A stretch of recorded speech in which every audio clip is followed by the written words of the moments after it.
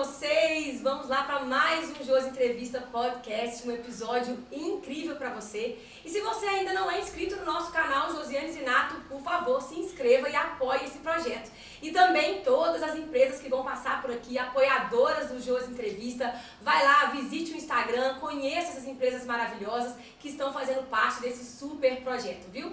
E hoje, quem está comigo aqui nesse episódio imperdível, cheio de polêmica, se eu fosse você, não saía daí, ficava até o final, sobre um assunto que é muito importante, que é a nossa saúde física.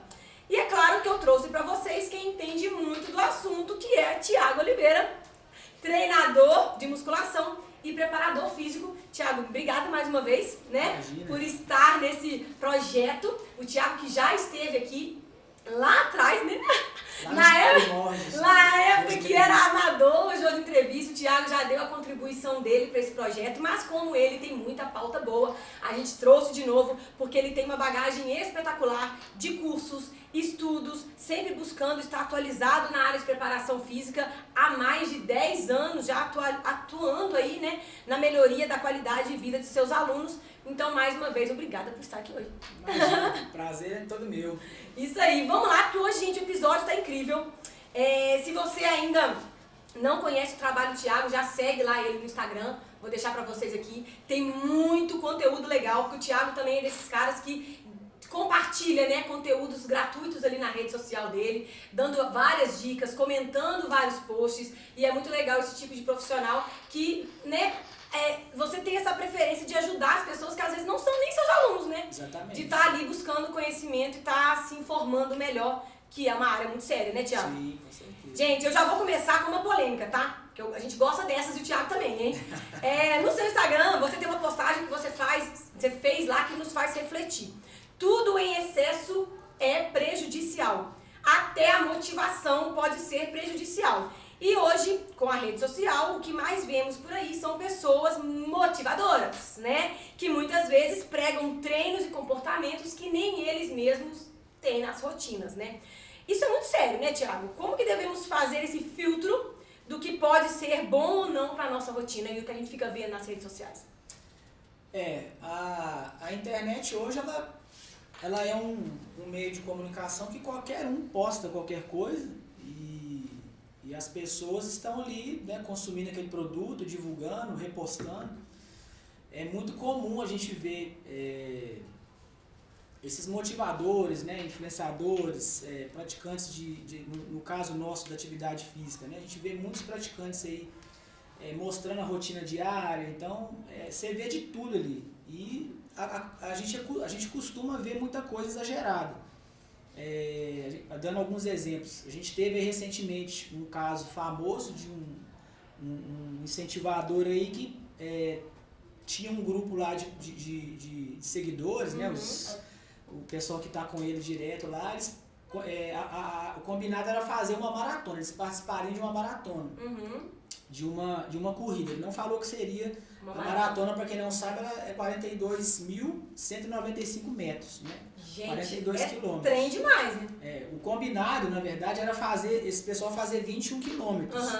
Aí fizeram a preparação na véspera e tal, aí no dia da prova ele chegou lá de manhã e, surpreendentemente, ele falou que o pessoal teria que fazer os 42.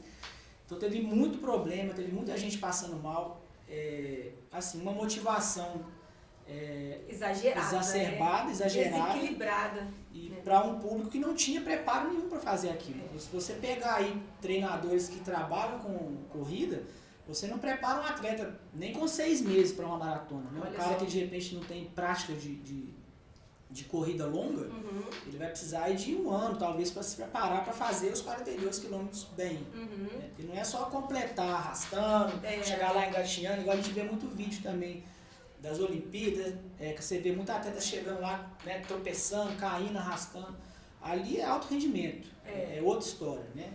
Nós somos praticantes informais, a gente não vive do esporte. Então, a gente não pode comparar o que a gente viu lá na Olimpíada, bater palma, o cara se superou, mas a nossa realidade é outra. A gente tem os nossos compromissos, a gente trabalha, a gente estuda.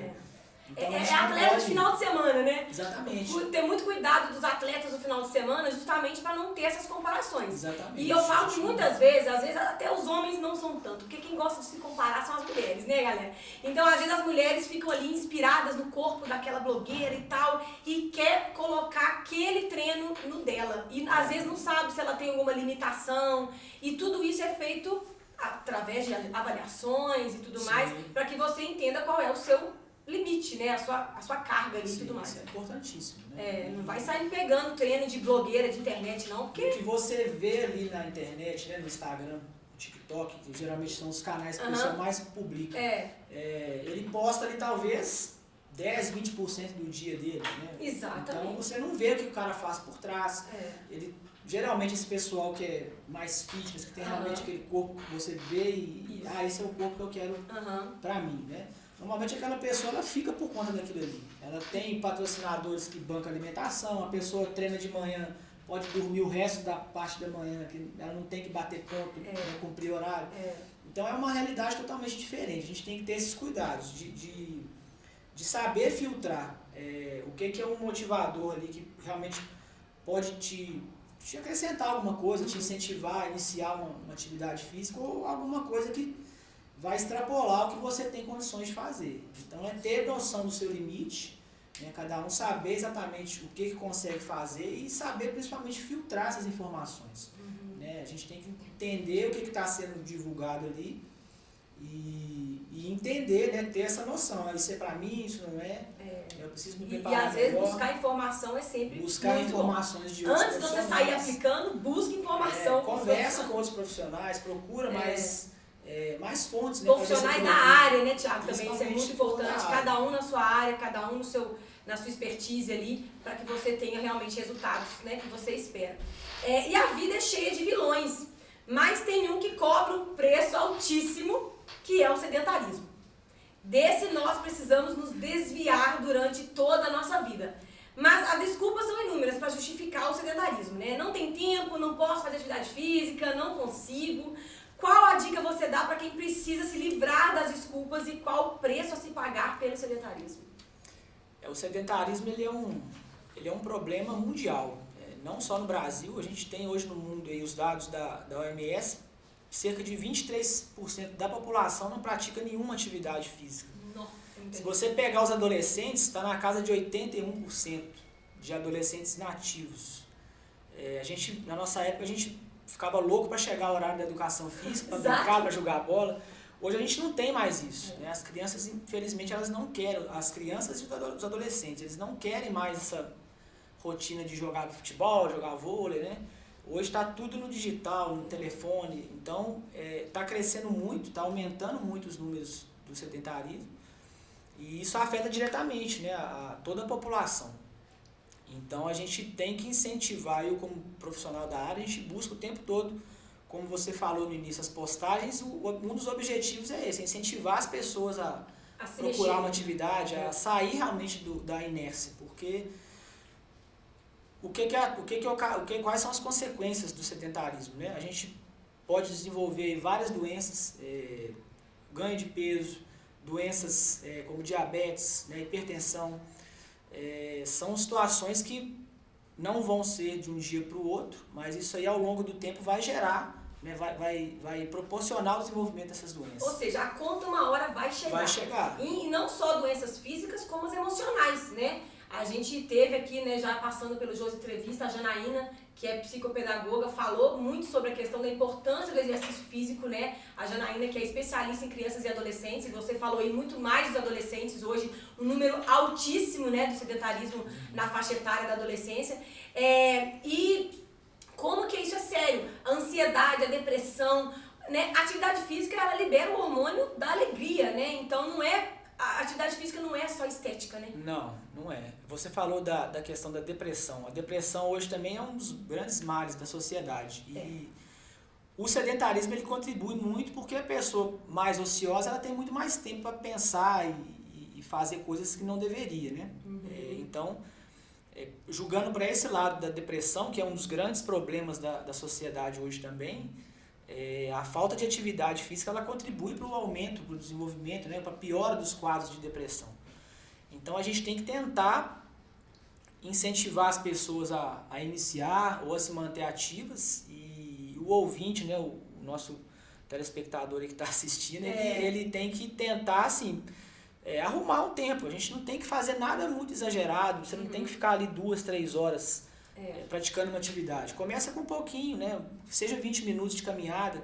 Se você às vezes tem o hábito de ir na padaria de carro, de moto, tenta ir a pé se for mais próximo da sua casa. Isso. Deixa de subir o elevador e tenta começar a subir escada. Não precisa ser todo dia, né? Um dia você sobe de escadas, no outro dia você sobe no elevador. Tá vendo, gente? Então, a gente básicas, tem, né? Coisas simples do de dia a dia. Né? Na própria casa, deixar de usar, às vezes, um robozinho que fica passando lá o dia inteiro na sala, né? Usa vassoura, usa o aspirador, né, convencional. Até isso é se mover. E buscar atividades que você gosta, né, gente? Porque eu falo assim, nem todo mundo vai gostar. Eu, por exemplo, já cansei de falar que eu não gosto. Mas não é questão de não gostar, né? É questão de necessidade. E se você, às vezes, não gosta, tem tantas opções hoje, né, Thiago? Lá no estúdio, né, vocês trabalham diversos tipos de treinamentos, não só musculação. Ah, mas eu não gosto de musculação. Hoje tem funcional, hoje tem treinos específicos, igual vocês fazem para corrida, para bicicleta. Tantas coisas que você pode encontrar em algum deles, algo que você vai gostar, né? Essa desculpa não cola, de falar que você não gosta você não faz atividade porque você não gosta de musculação, de muitas modalidades, né? A gente tem muitas opções. Basta a gente pôr ali, igual eu falei, 30 minutos por dia, porque as recomendações também são para você, pelo menos 30 minutos por dia, fazer atividades. Daria, se você pegar 5 dias da semana, 150 minutos de atividade semanal. São as recomendações da OMS hoje, do Colégio Americano, né, de atividade, né? Ou seja, básico, né? Coisas básicas, não tem nada muito exagerado. Você pode começar com pouco, procurar uma atividade, uma modalidade que vai te satisfazer, que vai te dar prazer, e aí aos poucos você vai aumentando, né? E rapidamente você vai deslanchar, e o dia que você não for treinar, você vai sentir falta. Vai virar parte da sua vida, da sua rotina, né? Exatamente. E lá no centro de treinamento, Thiago Oliveira, muitas vezes você recebe pessoas com prescrições médicas ou pós-cirúrgicas, que por algum tratamento também, né, por lesões e tudo mais, eu mesma já fui, né, aluna do Thiago, e levei pra você uma recomendação, né, dos meus joelhinhos, que não são grandes coisas, mas muitas pessoas usam também essa desculpa, né? Ah, meu médico me proibiu de fazer exercício físico, eu não posso fazer, porque meu médico... E tem gente que adora, né, quando o médico fala isso, porque já não queria fazer mesmo, né? Então, como que é o seu trabalho nesse tipo de serviço, em conjunto com outras especialidades, para que não tenha essa desculpa? A gente tem muitos exemplos de pacientes, de alunos que vêm de ortopedia, de fisioterapia, procuram a gente para fazer esse trabalho, seja de fortalecimento, de pós-cirurgia, pós-lesão. E a gente vê alguns casos tem se tornado muito frequente, a gente vê alguns casos que o médico, o fisioterapeuta proíbem, né, algum exercício, por exemplo. Não quer que ele faça um agachamento, não quer que ele faça algum leg press, um exercício, né, de cadeia cinética fechada, por exemplo. A gente deveria conversar as áreas, o médico, o fisioterapeuta, o profissional de educação física, porque quando o aluno tem uma lesão, o paciente tem uma lesão, o processo de recuperação ele envolve vários profissionais nesse trajeto, né? O médico é que dá o primeiro atendimento, né? Ele vai prescrever ali o melhor tratamento, ele encaminha esse aluno, esse paciente, para o fisioterapeuta, e o fisioterapeuta vai depois encaminhar para a educação física, para fazer o complemento, a parte de condicionamento, né? de força. Então a gente deveria conversar mais as áreas, e infelizmente não acontece isso. Por vaidade, alguns profissionais que não querem interagir, não querem trocar informação, né? Às vezes, não sei qual é o motivo, mas o que eu vejo principalmente é isso. A gente não interage tanto entre as áreas, então fica nessa. Às vezes o médico fica com medo de liberar um exercício, chegar lá na academia e o aluno fazer errado, ou não ter um acompanhamento adequado para corrigir aquele problema. Tem muito isso. A gente não sabe, como eu falei, o que passa, né? O que fundamenta um profissional a proibir algum exercício. A gente sabe que proibição hoje não é o melhor caminho. A gente tem várias outras alternativas, os estudos recentes da literatura, eles têm sugerido cada vez mais a continuidade de atividade física, ao invés de parar. Em alguns casos, o exercício pode ser até melhor do que alguns tratamentos com medicamento, né, com algumas terapias, algumas técnicas da fisioterapia, por exemplo. Né? Então, a gente tem que priorizar a manutenção da atividade física desse aluno, desse paciente. Mas, infelizmente, isso não acontece. Né? A gente tem muitos exemplos de pessoas que ficam, às vezes, com medo de fazer uma atividade porque o médico, o fisioterapeuta, ou até o profissional de educação física proibiu, né? Ou não quer que o aluno faça. E, cada vez mais, também, a gente tem visto que tudo é individualizado. A gente tem vários exemplos as condutas mesmo do consultório, da fisioterapia, do salão de academia. Vou dar um exemplo. A gente tem casos, por exemplo, de lesão de joelho, que foi o seu caso na época que a gente fez o trabalho lá no estúdio. Uma lesão de ligamento cruzado anterior, que é a mais comum, né, lesão de joelho. Os tratamentos convencionais, os protocolos de fortalecimento, eles exigem alguns graus de segurança, né, para você fazer a flexão de joelho. Quando eu te coloco lá na cadeira extensora, a gente tem alguns graus que você faz o movimento. A gente sabe que em cadeia cinética aberta, os graus de proteção aí são entre 90 e 45 graus. Seria a amplitude aí para você fazer o movimento ali em segurança. Isso tem na literatura escrito lá, mas não é 100% certeza. Talvez para você funcione, talvez um outro aluno eu vou colocar, às vezes com 65 graus ele já vai sentir um pouco de desconforto.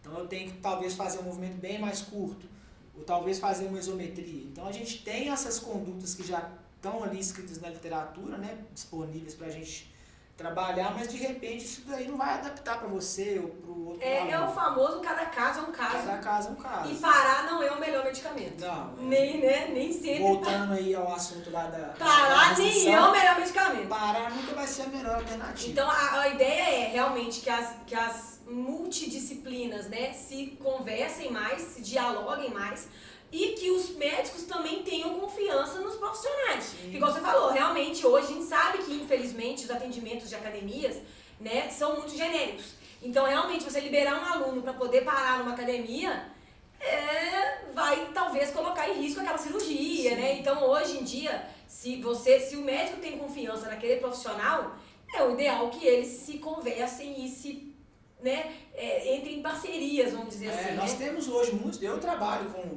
ortopedistas, com né? fisioterapeutas, a gente tem essa parceria. Então a gente tem que continuar conversando, trocando informação e estudando, conversando sobre o caso, né, de forma assim, junto. Individual mesmo. E aí já entra na outra pergunta, que é sobre o diferencial da individualidade, né? Uma ficha padrão não funciona, né? E cada exercício tem um propósito, né? Como é feito um programa de treinamento, igual você lá trabalha com várias áreas, né? Ciclismo e futebol, e no caso a gente falou aí de pós-cirúrgico, lesões. Como que é feito esse individualismo de cada aluno aí para gerar resultado? No caso do nosso estúdio, nós trabalhamos de forma bem individualizada.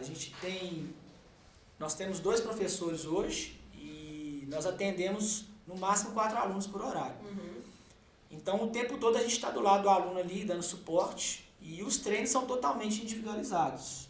Independente do objetivo do aluno, se eu tiver 4 alunos com o mesmo objetivo no horário, certamente cada um vai ter um treino, porque cada um a gente observou alguma coisa na avaliação e a gente vai precisar colocar algum exercício específico, né, para determinado aluno. Qual que é a sequência, né, para a gente conseguir elaborar um programa de treino? A gente tem que fazer essa avaliação inicial, que ela deve ser bem criteriosa, não apenas aquela de academia que você faz ali as medidas e o cara já te coloca na barra, você vai agachar, né? Ali vai me dar só padrão estético, se você está acima do peso, se você está com muita gordura, com pouca gordura, mas eu não tenho informação nenhuma de movimento, que é o que você vai fazer no treino. Então eu preciso fazer uma avaliação funcional. A gente faz essa avaliação lá no estúdio, e nessa avaliação eu vou observar padrão de movimento, se você consegue agachar bem, por exemplo, se você tem uma limitação de tornozelo, de quadril, né, se o seu tronco às vezes tem algum desequilíbrio durante o movimento mais complicado, que é o agachamento, né, que é o mais completo que a gente normalmente avalia. Então, somente fazendo esses testes, essa bateria de avaliações, é que eu vou saber o que você pode fazer, o que você precisa fazer.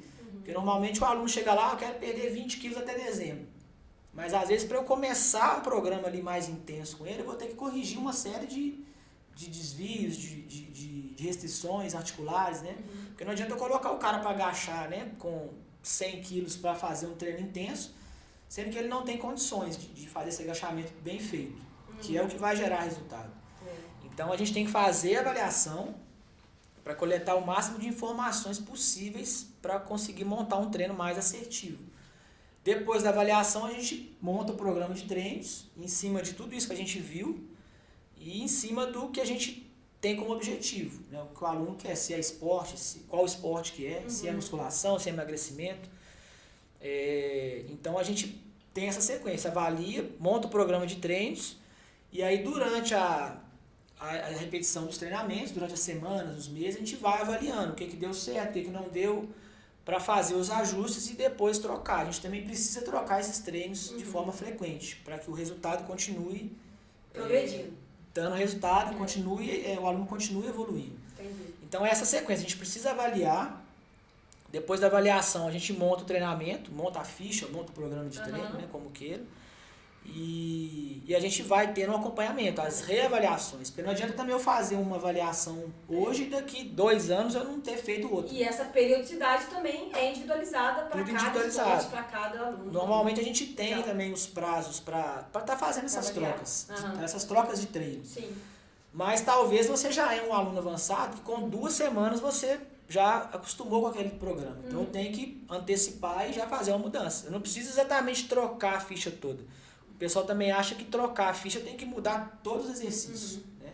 Talvez se eu mudar um exercício e os outros eu mantiver ali, eu posso aumentar o volume, que seria o número de repetições, eu posso diminuir o tempo de descanso, né, que é o intervalo, eu posso aumentar ou diminuir a velocidade, eu posso fazer uma isometria. Então a gente tem várias maneiras de mudar o treino sem precisar necessariamente alterar a planilha da ficha.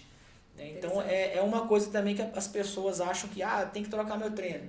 Quando eu trabalhei em academia, eu costumava fazer isso, que era muito aluno. Então, às vezes, ao invés de trocar os exercícios, eu só mudava lá, de 3 séries para 4, de 10 séries para 20. Já matava o caboclo, né?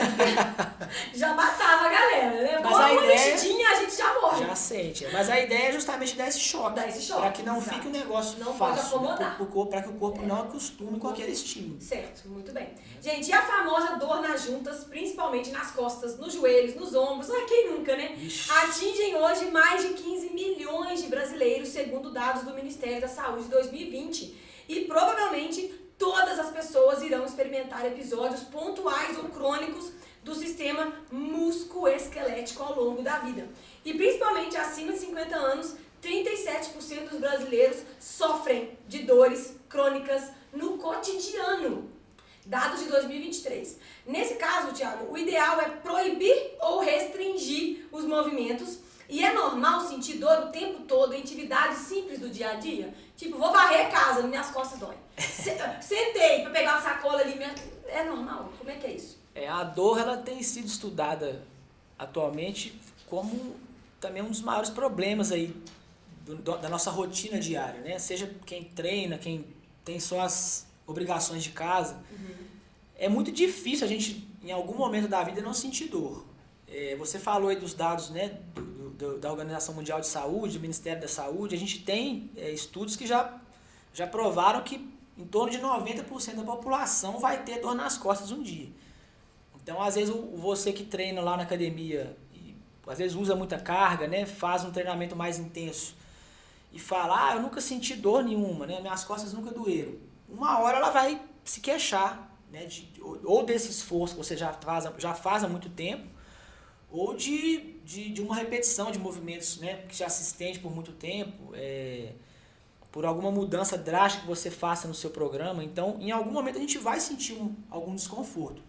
Pode ser uma dor leve, pode ser uma hérnia, pode ser um problema mais grave. Artroses, artrites de hoje também. A artrite, artrose, degeneração, são alguns termos que a gente vê muito em exame de imagem. Às vezes o médico manda você fazer um exame porque você está com uma dor nas costas. Aí você é uma pessoa que nunca sentiu assim nada, né? Você sempre treinou, sempre foi ativo, mas aí você sentiu um desconforto, o médico pediu para você fazer uma ressonância, você fez e apareceu lá. Degeneração, abaulamento, algumas das observações que a gente mais vê, né, no exame de imagem. Que são coisas naturais da idade. Artrite, artrose. Se você, eu tenho um professor que eu geralmente acompanho, ele sempre fala, se você fez um exame e apareceu lá que você tem artrose, você tem que comemorar, que você está ficando velho e está tendo um problema normal daquela faixa etária. De joelho. Eu tenho uma aluna, eu atendi a aluna na academia também, que tinha nos dedos, todos os dedos da mão dela, ela tinha artrose, artrite reumatoide. São coisas da idade, de repetição de movimento, de sobrecarga, de utilização da máquina. Nosso corpo é uma máquina, a gente vai utilizando, uma hora ela vai precisar os exercícios, eles ajudam não... O exercício, ele ajuda a talvez retardar esse processo de surgimento de uma lesão, de uma dor, né? E ele atua tanto para a parte do fortalecimento, né? Que também vai ajudar a você minimizar as chances de ter um problema mais sério. Mas assim, você ficar livre de dor é muito complexo a gente falar que o exercício vai resolver ou que, igual você falou, é normal sentir dor?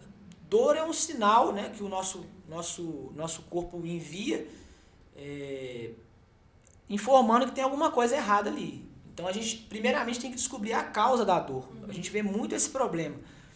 De repente uma pessoa, igual eu falei, desenvolve uma dor nas costas que ela se torna crônica. Né? Crônica é uma coisa que vai ali se estendendo por muito tempo, né? Não é uma coisa aguda que é de um dia para o outro, por exemplo. Né? Seria a diferença. Mas muitas pessoas às vezes desenvolvem uma dor que vai persistindo, ela faz um exame e aí aparece lá que ela tem uma hérnia. Então, assim, o tratamento ele tem que envolver atividade física para você conseguir frear aquele desenvolvimento da hérnia, né? Mas assim, a gente tem que descobrir principalmente a causa, o que está causando a hérnia. Né? Num caso desse, em vários casos de hérnia, a indicação é de cirurgia. Né? Muitos profissionais optam pela cirurgia. E a gente já tem na literatura também vários estudos mostrando que a cirurgia, em grande parte dos casos, ela não resolve. Ela não é o melhor caminho. Porque a hérnia, ela tem esse quadro de dor aguda, ela diminui com o tempo, e aí ela pode ou cessar ou continuar ali intermitente, mas num grau menor. Normalmente a hérnia de disco, ela retorna, ela diminui, né? Ou ela cessa. Porque a hérnia nada mais é do que o extravasamento do disco, né? Na vértebra ali. Ele pode ter o pinçamento de nervo ou não, mas com o tempo, como o disco não está na posição ali original que ele foi, né? Que ele deveria estar, o seu corpo vai absorver a parte do líquido ali que extravasou e você vai melhorar a dor. Então, a cirurgia normalmente não é o melhor caminho por isso, porque a tendência é melhorar. Mas tem casos e casos, né? A gente tem que avaliar o contexto. Não dá pra gente também bater o martelo e falar que é a cirurgia. Mas assim, a cirurgia, a dor, talvez a cirurgia não resolva porque a gente não descobriu a causa. Entendi. Né? O foco tem que ser a causa. Eu já tive exemplos no estúdio de alunas que trabalhavam, né, na rotina dela, ela carregava colete, ela trabalhava na guarda municipal, ela andava com colete com a arma pesada só para um lado. Nossa. Mais de 40 anos que ela trabalhou na guarda. Desviou, com certeza. Então o problema era essa sobrecarga que estava sendo ali utilizada só de um lado, que gerou o problema, né, e desencadeou uma hérnia. Na ocasião que ela foi orientada a fazer cirurgia, eu falei que não ia resolver, ela fez e não resolveu. Ela tá comigo até hoje e ela fala toda vez, ela só melhorou depois que ela conseguiu colocar a atividade física como uma prioridade, como uma rotina, colocou na rotina dela o exercício. Olha só. Então, assim, se a gente não descobrir a causa da dor, a gente não vai resolver o problema. Cirurgia, medicamento, o próprio exercício pode ser só um paliativo. A gente tem que cortar na raiz o problema, descobrir o que está causando a dor, para a gente conseguir zerar, eliminar o problema ou minimizar o máximo possível. Mas sentir dor todos os dias não é normal. Né? A gente tem que buscar o que está acontecendo para tentar resolver o problema da maneira correta, com o melhor tratamento. Muito legal. Gente, e outra questão dos brasileiros aí, né, é o emagrecimento. Dor é comum, mas querer emagrecer também, né? Quais instruções você dá para metade dos brasileiros, que segundo um estudo feito pela YouGov em 2023, metade dos brasileiros está tentando perder peso? Não é fácil, né? Mas é possível. Sempre é possível. O problema é que a gente tem aquela ideia do imediatismo, de querer emagrecer de um dia para o outro. A gente não engordou de um dia para o outro. A pessoa que ela tem sobrepeso ou está acima do peso hoje, ela não ganhou peso de um dia para o outro. Também foi um processo, né? Um pouco mais lento. Então, para você perder, vai ser a mesma coisa. Então, a gente tem que ter, primeiramente, paciência. Entender que é um processo, que precisa de ajustar várias questões. A gente já conversou antes de sono, a sua qualidade de vida num todo, né? Num ambiente de trabalho, em casa, as questões emocionais, tudo isso interfere no processo de emagrecimento. É multidisciplinar também. Mulheres, o período menstrual, todo o ciclo menstrual de produção de hormônio, tudo isso influencia no emagrecimento. Então não basta você chegar numa clínica e fazer um pacote ali de 10, 20, 50 sessões de um procedimento, fazer e achar que vai resolver, é ilusão. Se você fizer só aquilo ali e não der sequência com o exercício, né, não mudar a sua rotina alimentar, não vai resolver. Claro que os procedimentos podem acelerar esse processo de perda de peso, mas só aquilo ali não resolve. O emagrecimento ele envolve principalmente qual que é a charada, né, qual que é o ponto-chave do emagrecimento. A gente fazer o nosso corpo gastar energia durante o repouso. A gente acha que só durante o exercício que a gente gasta caloria, que a gente queima, né? A gente hoje com esses smart watch, a gente acabou o treino, não, eu gastei 500 calorias. Né? Todo mundo está focado em caloria. Mas talvez o que você gastou ali, pode ter sido um treino curto ou um treino muito longo, esse processo de gasto calórico ele não encerra quando você terminou o seu exercício. O pós-exercício pode se estender ali a 48, 72 horas, o seu corpo tentando retornar à homeostase, que é o estado de repouso, né, que você está gastando ali o mínimo de calorias para se manter, né, nas atividades normais. Quando a gente insere um programa de exercício, o nosso corpo ele passa por essa transformação, por esse processo de liberação de alguns hormônios que vão diminuir a vontade de comer, por exemplo, e vão auxiliar nesse processo de aumentar o metabolismo pós-exercício. Porque uma pessoa que não faz nada, ela tem um gasto calórico baixo quando ela está parada, igual nós estamos aqui, né? O seu corpo está gastando energia para te manter respirando, piscando o olho, né? Manter as atividades básicas. Quem faz um programa de exercício contínuo, até no repouso o gasto calórico é mais alto. A nossa taxa metabólica é mais alta. Então, durante esse período, você fez um treino hoje. Então, de hoje até sábado, por exemplo, o seu corpo vai estar gastando mais energia do que estava antes do treino para voltar o funcionamento do seu corpo para aquele estado de repouso normal. Então, o ponto-chave, né, o principal motivo da gente fazer exercício é esse. É você aumentar o gasto calórico durante o repouso, que o seu corpo, nesse momento, vai utilizar basicamente a gordura. Legal, não vai utilizar o glicogênio, por exemplo, que é usado em atividades mais extenuantes, né? E o que acontece? O mais difícil que emagrecer é manter, né? É a manutenção. Porque, igual você falou, tem os picos de pessoas que emagrecem, rápido, e depois, como é que faz? As taxas de reganho de peso, elas são altíssimas. E é frustrante, né, gente? Exatamente. Porque o efeito sanfona, ele não traz só malefícios pro organismo, pro físico ali, pra pele e tudo mais. É pro mental também, né? Pro psicológico. E tem a questão financeira. Você está investindo, às vezes, igual eu falei, num programa aí, né, num procedimento estético, numa coisa mais custosa. Se você fizer aquilo ali e parar, eu já tive exemplos de alunas que fizeram lipo e daqui a pouco voltou tudo. Porque não inseriu a atividade como rotina, né? Não deu sequência. A alimentação continuou desregulada. Então, assim, é um processo que envolve muitas questões, né? Não é fácil. Quando a pessoa decide emagrecer, ela precisa ter a decisão de mudar a vida dela. Exatamente. Toda, né? Igual você falou, até o psicológico, o sono, tudo, né? O emocional mesmo ali influencia. Então, é uma decisão possível, mas ela tem que ser realmente algo de disciplina, né, de persistência, de paciência e de principalmente saber que você vai colher os resultados na hora certa. Né? Eu já ouvi alguns estudos que é impossível você perder muitos quilos num mês só. Então você precisa ter a paciência. Possível até de forma natural, né? Sim. Não, até saudável, talvez? Não da maneira correta, como deveria ser. Exatamente. Tem muitas pessoas que perdem muito peso num período curto, mas adotando estratégias extremas ali, extremas, né? De você parar de tomar água, às vezes. Meu Deus, talvez vai dar um rebote lá na frente também, né? A gente já viu muitos casos das pessoas parar de tomar água, parar de comer realmente tudo para perder peso. Não é fácil. Então não é a maneira saudável. Correta, né? Segura. E você está expondo o seu corpo a uma situação gravíssima de ter um problema sério, né?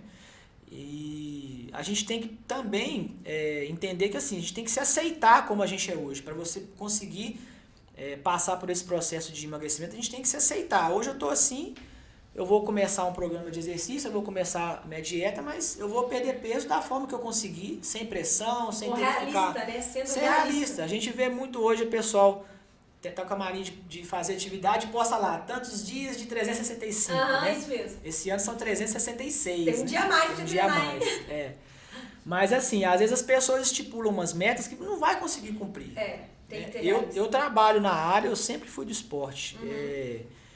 Eu não consigo treinar 4 vezes por semana, às vezes, porque eu não tenho tempo. A gente tenta inserir na nossa rotina ali esses horários, esses dias para fazer o exercício, mas tem dia que não dá. E aí eu vou ficar me remoendo, brigando, porque eu não fiz. É melhor fazer um pouco, certo? Faz o que você consegue, do que ficar se julgando. Exatamente, porque se você fizer um pouquinho ali de cada vez que você conseguir treinar, você vai perder peso.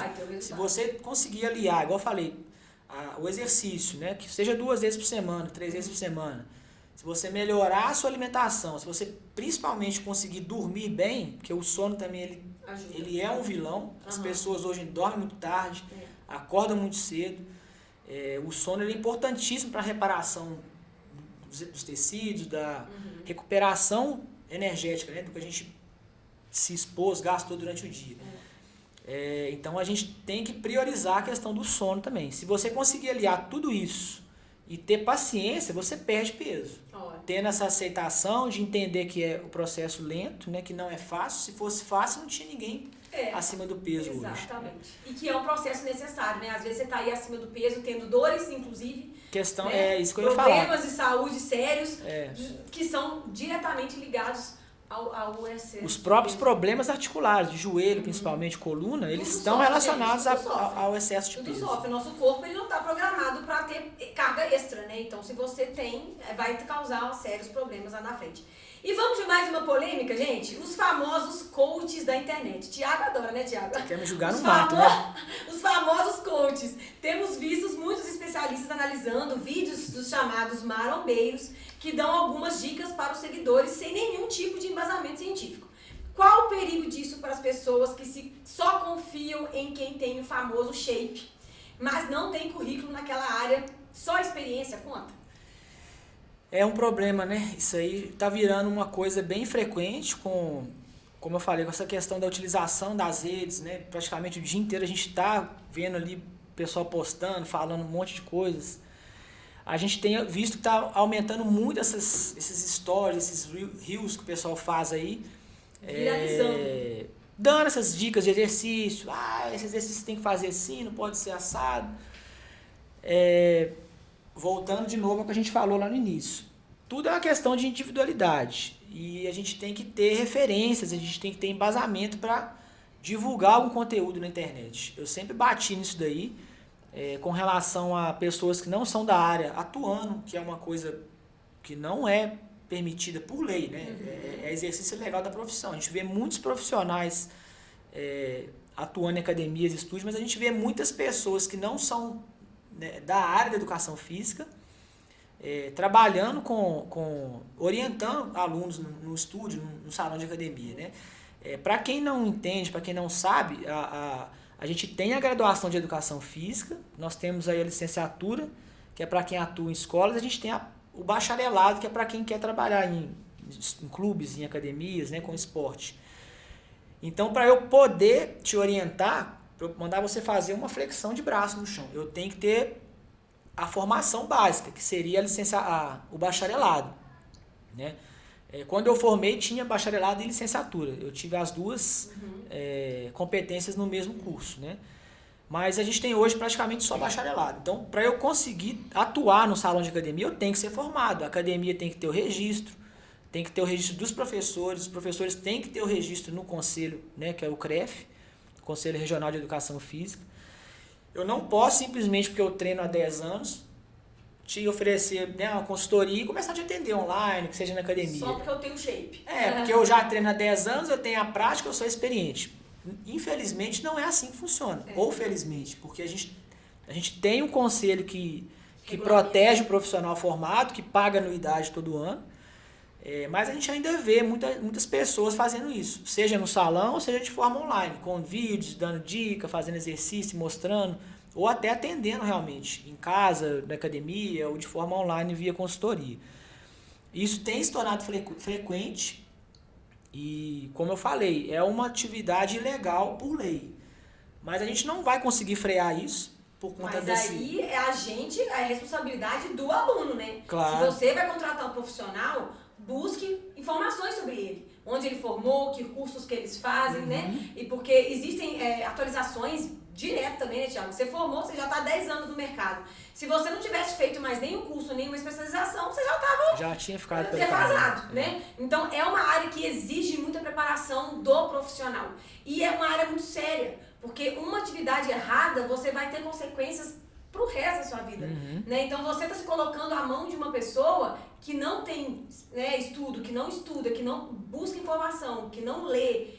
É só porque ela tem um corpo que você queria, você tá jogando o seu corpo no... E a gente tem que pensar assim, se eu fosse fazer uma cirurgia de coluna, como eu dei exemplo, né? Você ia num padeiro, num açougueiro que já faz cirurgia em porco lá, corta porco o dia inteiro no açougue, você não vai pagar, né? Eu exagerei, lógico, mas é só um comparativo, né? Exato. Você não vai fazer um tratamento de dente com um dentista que às vezes não é formado, a gente sabe que não tem isso com outras profissões, né? Médico, dentista, mas se a gente pegar aí funções aí, profissões que a gente usa no dia a dia, né? Na nossa casa, um eletricista, um bombeiro hidráulico, tem os famosos um mecânico. A gente tem muito aventureiro também que não é da área. Exato. E o pessoal da mesma forma faz vídeo na internet, ensinando a fazer as coisas. Então eu dei o exemplo da coluna, uma coisa bem radical, um exemplo bem discrepante, mas é só pra gente entender. Exato. Se você não faria isso, né, com tratamento estético, com tratamento bucal, para fazer uma cirurgia com um profissional que não é da área, por que você vai fazer isso com o seu corpo? É verdade. Né? É só porque o cara treina 10 anos, será que ele tem realmente conhecimento para te orientar?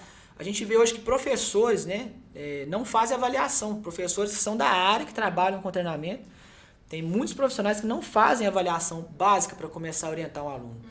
Então, será que um cara que não é nem da área, ele sabe como que faz uma avaliação, ele sabe que tem que fazer avaliação, né, que é o ponto de partida para qualquer programa de treinamento. Então, a gente não pode simplesmente acreditar numa coisa ali, porque o cara já tem 10, 20, 30 anos de experiência. Claro que a prática, ela vai ajudando você a entender melhor, né, o comportamento de algum exercício, o comportamento do seu corpo durante o treino, né, voltando de novo para a nossa área. Mas além dele não ter a habilitação, ele pode não ter o conhecimento suficiente para orientar. Né? E aí você causa um problema lá na frente. Porque Vai às vezes, ter um né, problema. no início Uma hora vai ou estar outra, ok, mas uma hora ou outra a conta vai chegar. Exatamente. Então, assim como lá na questão do primeiro assunto que a gente abordou, a gente tem que saber filtrar, né, dos motivadores que a gente estava falando antes. É a mesma situação, a gente tem que filtrar o que a gente vê na internet. Aquele cara ali falou que eu não posso fazer um aeróbio antes da musculação, né? Mas será que é verdade? Aí tenta procurar mais fontes, conversa com outros profissionais que são da área, né? Vê se aquilo ali realmente tem embasamento. E se de repente aquilo ali funcionou para um, pode não funcionar para outro, porque normalmente é assim. Né? Até todos os estudos, as evidências, a literatura que a gente tem disponível hoje, tudo vai mudando. Quando eu formei, a gente tinha alguns conceitos, igual a gente voltando de novo com a questão do emagrecimento. Antes a gente trabalhava a questão do emagrecimento apenas com o foco em exercício aeróbio. Até hoje muitas pessoas acham que para perder peso tem que ser o aeróbio. Mas a gente já sabe, a literatura já mostrou que você fazendo a musculação, por exemplo, você pode perder até mais peso do que com o aeróbio. E isso a literatura foi evoluindo e descobrindo ao longo do tempo. Então, assim, tudo vai mudando. A gente tem que também tentar acompanhar isso e buscar essas referências. Não adianta a gente acreditar numa coisa que lá em 1990 funcionava, porque hoje é totalmente diferente. A coisa melhorou, né? Teve mais estudos. Graças a Deus vai melhorando, a gente vai descobrindo coisas novas, né? Isso, que continue assim. Exatamente.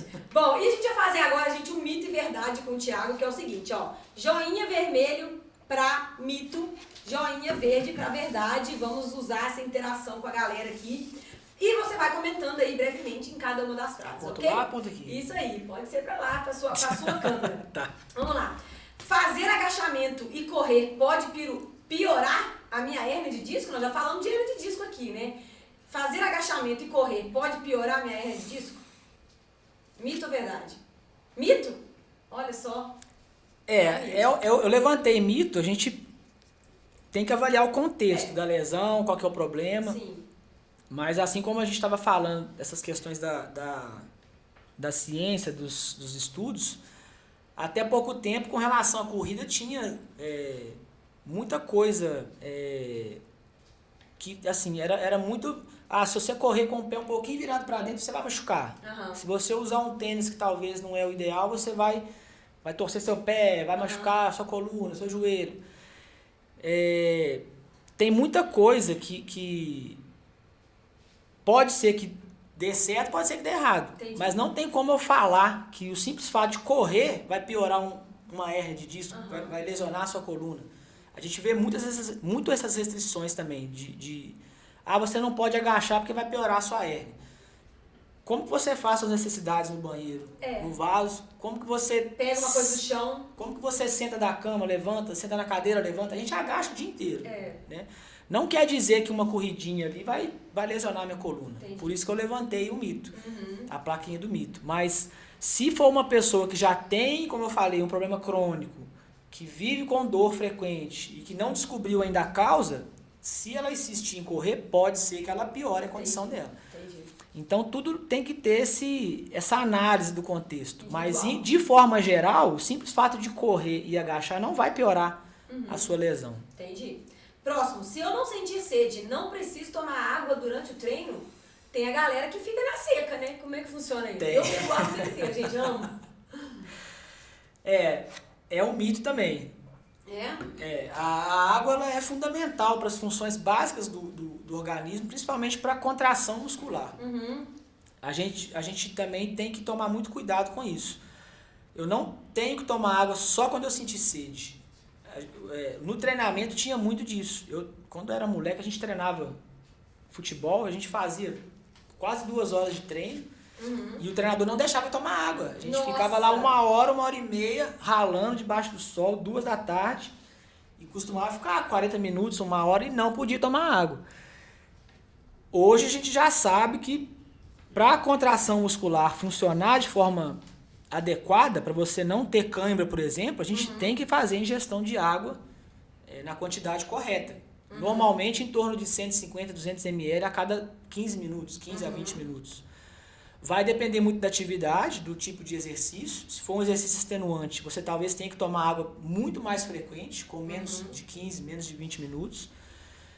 Mas deixar de tomar água ou tomar água só quando sentir sede é um marcador que a gente não pode adotar, não pode usar como referência. Né? Você tem que fazer o uso dessa água, consumir água dentro desse período mínimo de 20 minutos, nesse período máximo de 20 minutos. E se você sentir sede antes, ou mesmo que você não sinta sede antes, você perceber que a atividade está extenuante, você tem que fazer uma pausa e tomar água. Ou, se for no caso da bicicleta, você toma água na garrafinha e continua. Mas usar a sede como referência não é um parâmetro. A gente não pode usar isso como um parâmetro, porque o corpo precisa para as funções básicas de funcionamento realmente. No caso do exercício, principalmente a contração muscular que a gente tem o tempo todo. para qualquer exercício, né? A contração e o alongamento da musculatura. Então, galerinha, garrafinha cheia nos treinos, hein? Sem miséria. Não economiza, Muito porque bem. a água não engorda. Toda a água que você tomar, ela vai ser eliminada, vai ser usada pelo organismo, então não tem risco Não de tem a engordar. miséria de água. Correr sem um bom tênis pode causar dores ou uma lesão articular? Você falou já, né, da questão do tênis aí, mas tem que ter realmente um tênis específico ali? Nós adiantamos um pouquinho, né? Isso também é um mito. É mito. Até pouco tempo tinha essa conversa no meio do esporte, que tem vários tipos de tênis hoje no mercado, com pisada pronada, com pisada neutra, tem tênis com o solado mais alto, tem tênis com solado baixo.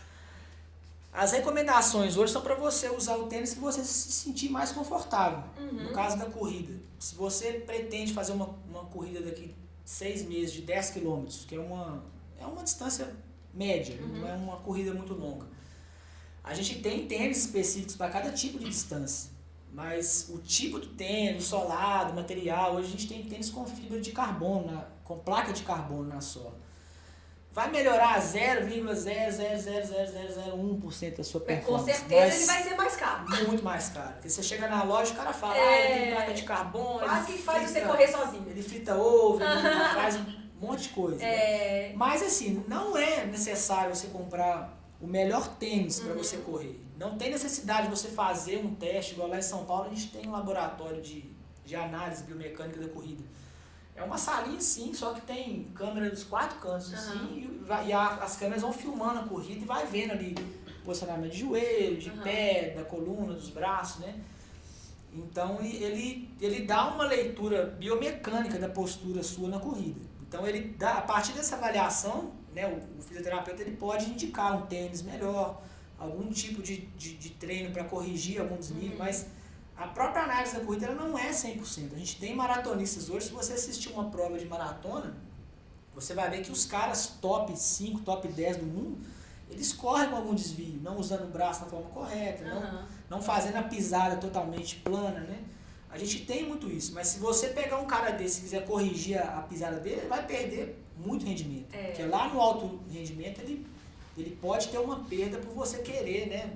Modificar alguma coisa. Então o tênis é a mesma coisa, você não tem que comprar o melhor tênis, tem que ser um tênis confortável. Você calçou, ele é apropriado para corrida, né? Não tem problema nenhum você usar ele para correr. Muito bom. Musculação pode ser melhor que aeróbico para emagrecer? Você já deu spoiler também. Já adiantei, né? E aí, verdade? Isso é uma verdade. Verdade, joinha verde. Joinha. A musculação ela pode ser tão efetiva ou mais efetiva do que o próprio aeróbico. Por aquela questão que eu expliquei anteriormente de aumentar o consumo calórico pós-exercício. Entendi. Né? A musculatura, no primeiro momento, ela vai gerar um gasto talvez não tão alto como uma corrida de 10, 15 quilômetros, mas ela tem um potencial muito grande de, depois do exercício, continuar queimando. Com a liberação dos hormônios, ela melhorar esse gasto calórico, ela pode sim ser, e ela pode também ser melhor para quem tem algum problema articular, que de repente tem uma limitação de correr, por exemplo, de fazer algum impacto, né? A musculação ela pode ser uma maneira mais eficiente para os próprios idosos, que eu não tenho como pôr um idoso para correr meia hora na esteira. Exato. Então eu posso optar pela musculação que vai dar o mesmo resultado, né? Os estudos já mostraram que ela pode ser tão eficiente quanto ou até melhor do que o aeróbico. Muito legal. E a última aqui pra gente encerrar esse mitos e verdades. Exercícios podem diminuir o uso contínuo de medicamentos? Isso é verdade também. Verdade. O exercício ele tem esse potencial também de melhorar todo o funcionamento do organismo, a ponto de você talvez poder diminuir ou ficar livre do uso de medicamentos. Olha só. Vai depender também do contexto, do problema, né, que aquele paciente, aquele aluno tem, mas o exercício ele tem esse potencial de substituir, em alguns casos, ou de diminuir o uso de medicação. Eu já tive muitos exemplos de alunos que chegaram para mim à base de remédio para hipertensão, para colesterol alto, e com a prática contínua da atividade ele tirou totalmente os medicamentos e hoje corre, vive bem aí, e não faz mais uso de nada porque adotou um estilo de vida mais saudável. Olha só, gente, e hoje em dia a gente quer realmente, né? A gente sabe da seriedade que são os medicamentos, né? do que eles podem trazer a longo prazo também na nossa vida. Os efeitos colaterais, né? Então, a gente sempre tem que levar em conta, né? Buscar realmente formas naturais, e a atividade física vai te dar benefícios em todas as áreas da sua vida, né? Então busque realmente a ajuda de profissionais que entendam do assunto, né? Procura lá o Thiago, já segue o Instagram dele aqui para acompanhar tudo que ele faz, as várias formas de você poder ter esse amor para a atividade física, né? Eu acho que hoje é muito interessante. Dona Roca, minha mãe, viu, mãe? Beijo pra senhora, tá? Já vai começar no Thiago, né, Thiago? Já tá preparando o treino dela. Já tá preparando o treino dela, mandando um beijo especial pra ela aqui, porque realmente tá colhendo os frutos do sedentarismo, e o Thiago agora vai ter uma mega responsabilidade de consertar lá, tentar aliviar um pouco tudo que ela tá sentindo, e como ela, tantas outras pessoas. Gente, não espere a coisa piorar pra poder buscar um profissional de qualidade e começar, como diz meu amigo Paulinho, né? Não espere a segunda-feira para começar. Beijo pro Paulinho também da Love Story, essa empresa parceira aqui do Josi Entrevista, que deu essa frase maravilhosa. Não espere a segunda-feira, gente. Busque realmente profissionais para começar o quanto antes. E Thiago, mais uma vez, quero te agradecer e te presentear com esse troféuzinho de participação do Josi Entrevista, pra você deixar lá no estúdio. Galera que for lá no estúdio do Thiago vai ver o troféu. Já vai ficar lá, né, hoje. Pela sua, né, disponibilidade de estar aqui compartilhando com a gente tantas coisas que você estuda, busca informação, né, tantos investimentos que você faz aí em congressos, em cursos, e está disponibilizando aqui gratuitamente pra gente. É um privilégio pra gente saber, né, mais sobre você. E outro presente, esse aqui, você pode, porque você é um cara que corre, mantém a vida ok. Eu acabei de falar que eu tô bem, né, Thiago? E a gente malha pra isso, gente. Eu sou dessas. Eu malho pra poder comer quitandas da Nanda, gente. Quitandas da Nanda, essa amiga do coração maravilhosa. Já segue o Instagram dela também, presenteando o Thiago aqui com essas delícias. Thiago, você que é o moço do café, você vai cair de queixo nessas quitandas da Nanda. Já segue, gente, a Quitandas da Nanda tá arrasando aqui em Ouro Branco, mas já tem entregas em Lafayette também. Você procure ela. Essa caixa presenteável de delícias para você presentear aí numa ocasião especial. São maravilhosas. Eu quero seu feedback dessa Quitandas da Nanda, tá? Com certeza. Porque eu tenho certeza que você vai amar, Nanda. Um beijo pra você, querida. Obrigada por estar aqui nos Josi Entrevista. E eu não falei do Pódio, né? A do Pódio é essa empresa maravilhosa que fez o design e a produção desse troféu aqui também. Agradecendo o Rogério e toda a equipe dele que, em forma recorde, fez a entrega desse troféu para estar presenteando todos os entrevistados aqui. Thiago, mais uma vez, obrigada, viu? Eu que agradeço e te dar os parabéns também pelo formato novo do Josi Entrevista. Obrigada. A gente que começou lá, agora eu falei, nos primórdios. Você tá acompanhando a evolução, né? Tá acompanhando. Esteve lá na época do tripé com o celular. Foi. E agora tá aqui e tem muita pauta legal com o Thiago. Espero que você venha outras vezes, né? E mais vezes, porque tem muita pauta legal, muito conteúdo bacana. E seu trabalho é admirável. Em Lafayette, gente, são poucos os estúdios que têm a qualidade que o Thiago tem. Então, realmente, se você busca um lugar de qualidade para treinar, seja qual for o seu esporte, né, a sua habilidade, vai lá que ele vai te tratar lá com muito carinho, vai te orientar da melhor forma possível. É um espaço lindo, super aconchegante, e eu tenho certeza que vocês vão até animar a tomar um cafezinho lá no Thiago. Claro, café sempre tem. Não pode faltar. Aguardo todos lá. Isso aí, gente. Segue lá o Instagram do Thiago e de todas as empresas patrocinadoras no Josi Entrevista. Obrigada a todos por confiarem nesse projeto. Já segue o Instagram de todo mundo lá também. E até o próximo episódio com mais pessoas incríveis. Toda sexta-feira já se inscreve no canal. Siga o Josi Entrevista nas redes sociais, Instagram e TikTok. E acompanhe esse projeto que está sendo feito com muito carinho. Pessoas incríveis vem aí, hein? Até a próxima. Tchau, tchau. Valeu.